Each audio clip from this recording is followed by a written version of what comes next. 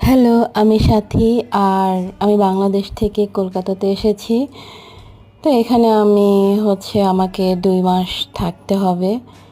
তো এখানে আমি খুবই কমের মধ্যে একটা বাসা ভাড়া নিয়ে নিলাম।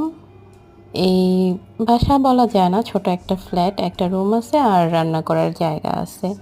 এই বাসাটা আমি নিয়েছি মাত্র ৳৩,৫০০ টাকায়।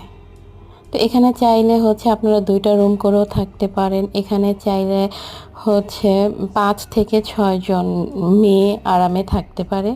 এটা আমার একজন পরিচিতর ছিল, আন্টি থাকেন না। আন্টি আমাকে কমের মধ্যে ভাড়া দিয়ে দিছেন নিজের মতো করে থাকার জন্য। আর যেহেতু আমি একবারে থাকতেছি না, মাত্র ২ মাসের জন্য এসেছি।